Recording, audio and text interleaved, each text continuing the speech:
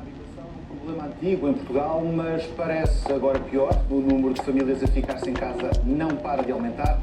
O ordenado não estica, mas o preço da renda continua a subir. Por isso há uma consequência à vista de todos. Os pedidos de ajuda multiplicam.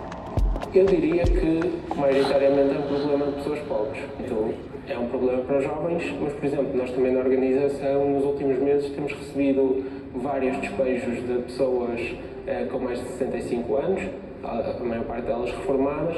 O que vemos é que os preços sobem sucessivamente, ou seja, todos os semestres, trimestres, quando sai a estatística do INE, vemos que os preços das casas e das rendas sobem. Penso que no Porto, nos últimos 5 anos, o preço das rendas subiu 50%.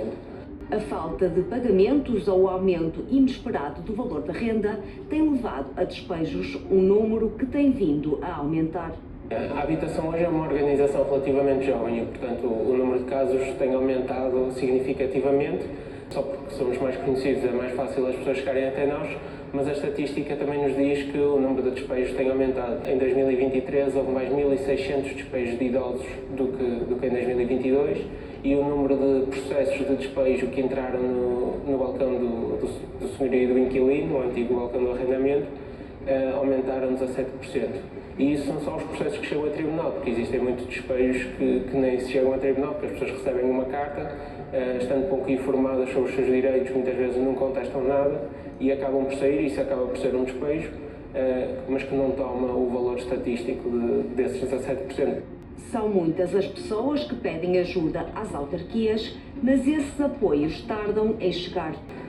E essas listas efetivamente estão completamente estagnadas. Por exemplo, na Câmara do Porto, o tempo médio de espera são 3, 4 anos para a atribuição de uma casa. Também os vários programas criados para combater a crise na habitação estão acompanhados de muitos problemas. Programas que o Governo fez, por exemplo, o programa de arrendamento acessível, que era dar o incentivo dos proprietários, dos senhorios, não pagarem o IRS ou o IRC sobre as habitações se fizessem contratos de 3 anos 20% abaixo do valor do mercado, foi um fracasso, efetivamente, porque os senhorios podem fazer contratos de um ano, passado um ano acabam com o contrato, metem lá uma pessoa a pagar mais 150 euros e também sabemos que as finanças não fazem qualquer tipo de fiscalização, que ainda no outro dia saiu uma notícia que 60% dos contratos não estavam registados nas finanças. E as pessoas, dessa forma, nem sequer têm acesso a pedir apoios à renda e isso faz também com que, ou seja, estes preços sempre a aumentar, tornam cada vez mais difícil as famílias arrendarem uma casa. Qualquer governo que diga que quer resolver o problema da habitação tem que pôr fim aos despejos, tem que ser proibido despejar. Ou seja, não se pode despejar uma pessoa para ter uma casa vazia, não se pode despejar uma pessoa para aumentar a renda a 200 euros. Portanto, isso tem que ser absolutamente evidente. E depois tem que haver uma oferta de habitação pública. E esta oferta de habitação pública, a preços que as pessoas possam pagar, que é a renda apoiada, que existe nas habitações municipais, em que as pessoas pagam consoante o que ganham, tem que ser incentivada e não está a ser. Por exemplo, todo o PRR, todo este dinheiro da bazuca, destes concursos de habitação todos, toda a gente a discutir os concursos, é tudo para o arrendamento acessível. E, portanto, isso não vai dar resposta a estas pessoas que estão nesta lista e que não conseguem aceder e por aí fora.